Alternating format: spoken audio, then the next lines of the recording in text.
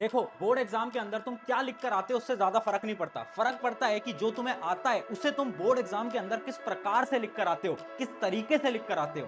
तो hi everyone, मेरा नाम है Prashant, mentor of thousands of students, और आज बात कर रहे हैं बोर्ड एग्जाम के कुछ सीक्रेट हैक्स के बारे में। देखो, क्लास 10th के तुम स्टूडेंट हो और बोर्ड एग्जाम बहुत पास आ गए हैं, मुझे पता है। बहुत सारी तुम्हारी प्रॉब्लम्स चल रही होंगी, अभी शायद तुम्हारे प्री बोर्ड चल रहे होंगे, तुम्हें यह समझ नहीं आ रहा होगा रिवीजन कैसे करें, तुम्हें यह समझ नहीं आ रहा होगा कि भैया बोर्ड एग्जाम के टॉपर्स लिखते कैसे हैं, आखिर वो पेपर प्रेजेंटेशन कैसे करते हैं कि उनके इतने ज्यादा नंबर आ जाते हैं। ये जितनी भी प्रॉब्लम्स है ना, सारी आज एक वीडियो के अंदर मैं समाप्त कर दूंगा। फिर से बोल रहा हूं, आज मैं तुम्हें कोई चीटिंग करने के तरीके नहीं बताने वाला, बट मैं आज तुम्हें कुछ ऐसे सीक्रेट तरीके बताऊंगा जिससे कि हर एक एवरेज बच्चा टॉपर बन सकता है। हर एक एवरेज बच्चा जो कि आज के समय पर 60, 70, 80% पे बैठा है ना, वो भी बोर्ड एग्जाम के अंदर 95% फोड़ सकता है।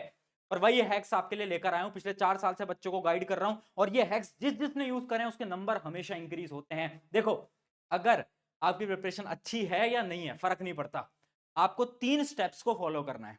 इन 3 स्टेप्स को बहुत ध्यान से सुनना और उन्हें अप्लाई करना, बोर्ड एग्जाम में मजा आ जाएगा। ठीक है, सबसे पहले बढ़ते हैं हमारा स्टेप नंबर 1। स्टेप नंबर 1 क्या है, बहुत ध्यान से देखना। स्टेप नंबर 1 है, how many times you study is greater than how much you study. मतलब तुम एक चीज को कितनी बार पढ़ते हो वो बहुत ज्यादा इंपॉर्टेंट है, तुम कितना पढ़ते हो वो ज्यादा इंपॉर्टेंट नहीं है। एक एग्जांपल से समझते हैं, दो स्टूडेंट हैं और उनके क्लास के अंदर एक टेस्ट होता है। दो स्टूडेंट है, उनके क्लास के अंदर एक टेस्ट होता है और उनके टेस्ट के अंदर आ रहे थे 2 चैप्टर। ये था मेरा चैप्टर 1 और ये था मेरा चैप्टर 2, और उनके पास था केवल और केवल एक दिन, उनके पास था केवल और केवल एक दिन। ठीक है, अब हुआ क्या ना, एक स्टूडेंट ने तो ये सोचा, यार एक दिन है, मैं ऐसा करता हूं, थोड़ा बहुत चैप्टर 1 भी पढ़ लेता हूं, थोड़ा बहुत चैप्टर 2 भी पढ़ लेता हूं। उसने सब कुछ पढ़ने की कोशिश करी।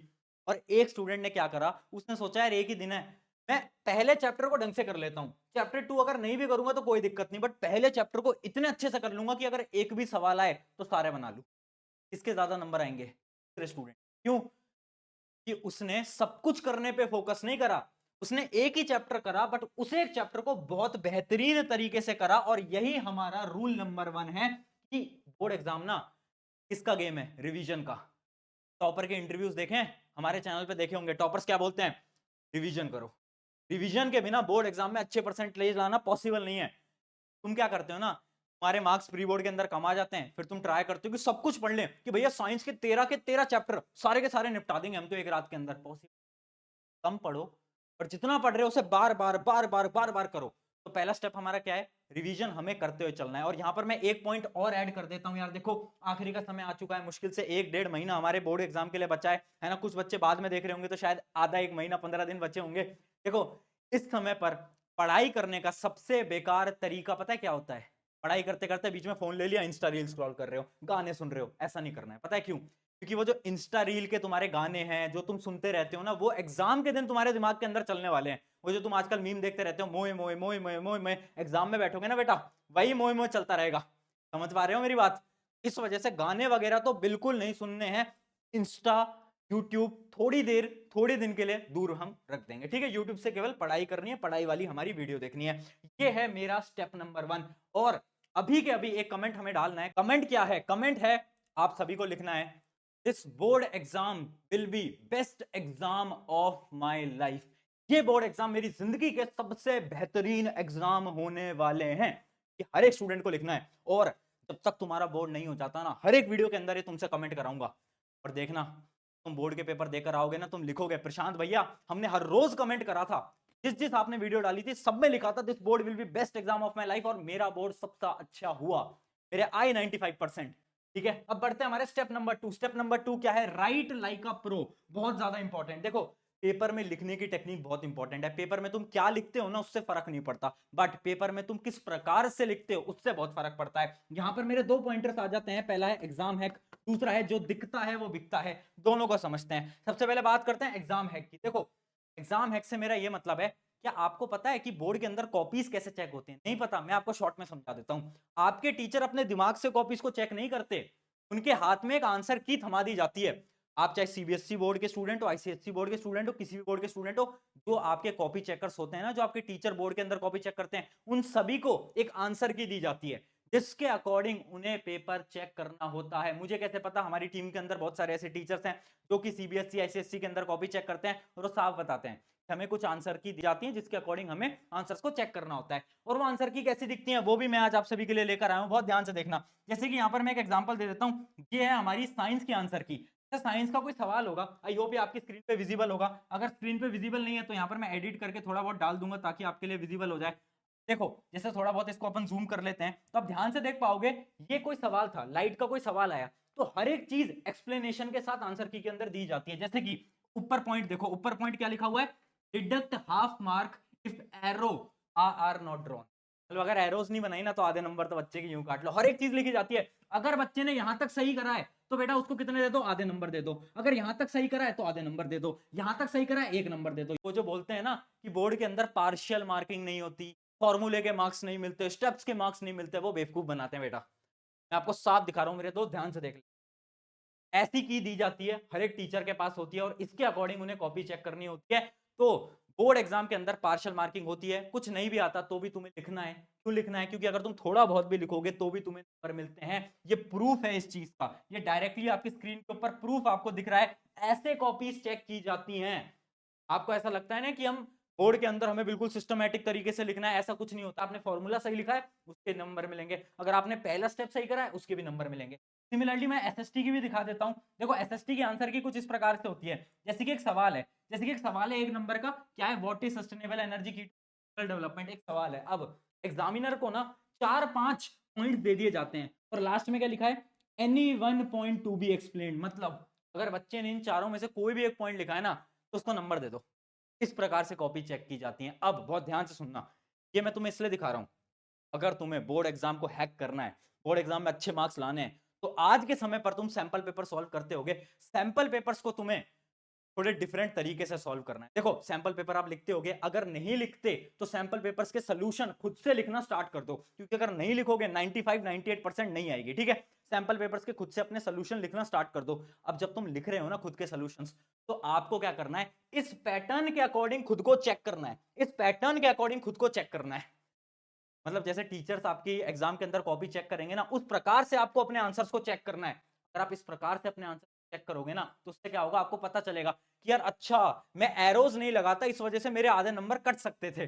अगर बोर्ड एग्जाम के अंदर मैं एरो नहीं लगाता लाइट डायग्राम के अंदर तो शायद मेरे आधे नंबर कट जाते। अच्छा अगर मैं केमिकल रिएक्शन में ये वाला पॉइंट नहीं लिखता तो मेरे आधे नंबर कट जाते। ये बहुत बेहतरीन स्ट्रैटेजी है। और देखो आप सभी को पता होगा, हमारे खुद के सैंपल पेपर हैं, आपके प्रशांत बे के खुद के सैंपल पेपर हैं। साइंस की जो किताब है मैंने और जो हमारे संजीव सर हैं उन्होंने लिखी है, उसके अलावा एसएसटी की दिगराज सर ने लिखी है। सारे बेस्ट बेस्ट टीचर्स हैं, हमने वो सैंपल पेपर की बुक हमारी लिखवाई है। तो ध्यान से देखना, उस सैंपल पेपर बुक के अंदर ना आपको मार्क्स ब्रेकडाउन चार्ट भी मिल रहा होता है।